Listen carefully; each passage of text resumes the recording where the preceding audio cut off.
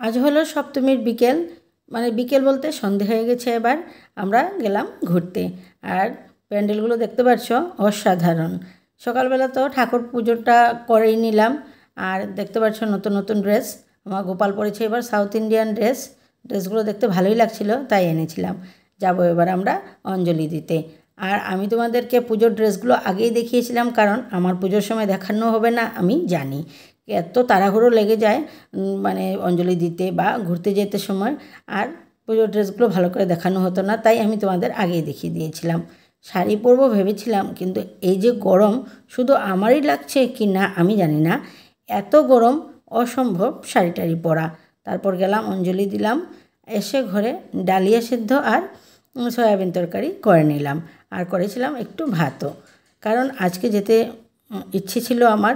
আমরা যেখানে আগে থাকতাম সেখানে দুপুরের মানে খাবারটাও প্রসাদটাও এখান থেকেই খেয়ে আসতাম, তাই আমি সকালে ডালিয়া সেদ্ধ আর সয়াবিন তরকারি করে নিয়েছিলাম আমাদের তিনজনের জন্য, আমার আর মেয়েদের জন্য।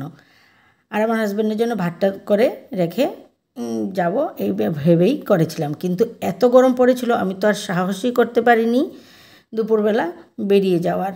তাই আমি আর ভেবেছি যে আমার দ্বারা সম্ভব হবে না, তাই ঘরে পাঁপড়ের তরকারি করে আর ভাত করে পাঁপড় শাঁকা করে খেয়ে নিলাম। তারপর তো সন্ধে হয়ে গেল, এবার তো পুজো ঘোরার পালা। আর মেয়েরা পুজোর জন্য ওরা রেডি হচ্ছে।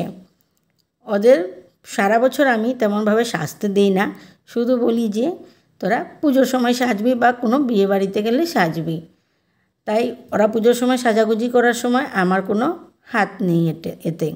কিন্তু ওরা সাজতে সাজতে এমন অবস্থা করে নেয় মুখের, তাই আমি মাঝে মধ্যে ওদের পাশে ঢুকে আমি একটুখানি ঠিকঠাক করে দেওয়ার চেষ্টা করি।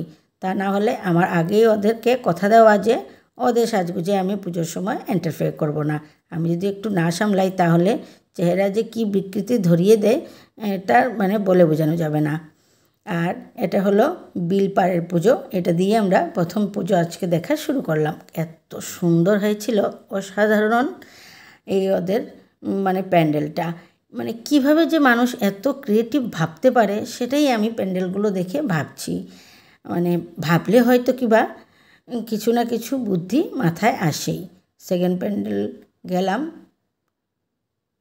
বিলপাড়ি, আর এটা পুকুরের পাড়ে যেটা সেই প্যান্ডেলটা। তারপর খেয়ে নিলাম আমরা ফুচকা তো মানে শুরু করে দিলাম একটু একটু করে।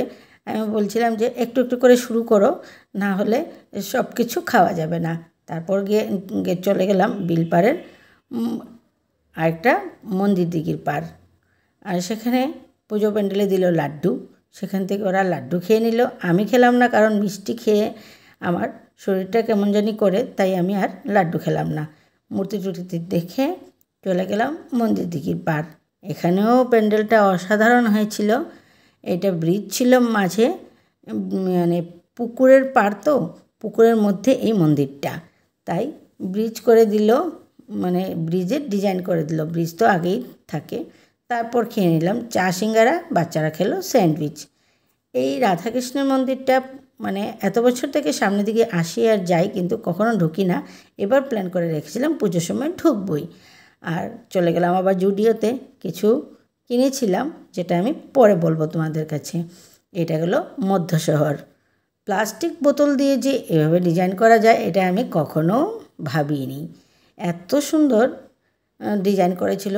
আর জুবিনের জন্য শ্রদ্ধাঞ্জলি তো প্রতি প্যান্ডেলেই ছিল। এই দেখো প্লাস্টিক বোতল, প্লাস্টিকের বালতি আর গামলা দিয়ে এই ডিজাইনটা করেছে, খুবই সুন্দর হয়েছিল। অনেক দিন থেকেই দেখছিলাম ওরা কিছু একটা করছে, কালারটা পরে করলো তাই প্রথম থেকে বোঝা যায়নি। মাসখানেক থেকে ওরা কাজটা শুরু করে দিয়েছিল। এই দেখো কালারটা মানে দিয়ে পরে এই ডিজাইনগুলোকে ফুটিয়ে উঠেছে। আর তা না হলে আগে প্লাস্টিক বোতলগুলো লাগিয়েছিল, কিন্তু ততটা বোঝা যায়নি। খুব সুন্দর হয়েছিল। তারপর চলে গেলাম আমরা ইটখোলা ভৈরব বাড়ি গিয়ে দেখলাম ভৈরব বাবাকে দাঁড়িয়ে আছেন। তারপর ওনার এখানে প্রণাম করে আমরা বেরিয়ে গেলাম শিববাড়ি। তারপর যখন টাউনে আসলাম, বাবা দেখো কি জ্যাম। আমার হাজব্যান্ড বলছে তুমি একটু হেঁটে এগোও, আমি আস্তে আস্তে আসছি। আর আমি জ্যাম দেখে মানে গরমে আর জ্যামে পাগল হয়ে গেছিলাম, তাই কিনে নিলাম আইসক্রিম। আর আমার হাজব্যান্ড কিনে নিল বিরিয়ানি। বিরিয়ানিটা মোটামুটি ছিল, পুজো উপলক্ষে এর চেয়ে বেশি ভালো মানে আশা করা যায় না, কিন্তু আইসক্রিমটা আমাকে ঠকিয়ে দিয়েছে। আমুলের আইসক্রিম কেনার পরও এত বাজে আইসক্রিম, আসলে ওদেরও কিছু করার নেই, মনে হয় অর্ডারটা ওদের খুব বেশি পড়েছে, তাই তাড়াহুড়ো করে ওরা যা বানিয়েছে এটাই বেশি, যে আইসক্রিম বলে আমরা কিছু পাচ্ছি। কিন্তু আমি তো আইসক্রিম খুলে যখন খাওয়া শুরু করলাম, কিন্তু এদের যা তা ছিল সেটা একদম বমি আসার মতন, কারণ ওর চকলেটগুলো গুলেই নি, ওর কোকো পাউডারগুলো একদমও গুলেনি। ও 2-3বার আমি একটু মুখে দিয়েছি, ভেবেছি মনে হয় এটা এইভাবেই বানিয়েছে, পরে দেখছি যে না, যতই খুঁজছি ভিতর থেকে ও এভাবেই বেরোচ্ছে। তারপর তো ফেলে দেওয়ার উপক্রম, ফেলেই দিলাম 2-3বার মুখে দিয়ে। তাহলে আজকের ব্লগটা এখানেই শেষ করছি, দেখা হচ্ছে আবার নেক্সট ব্লগে।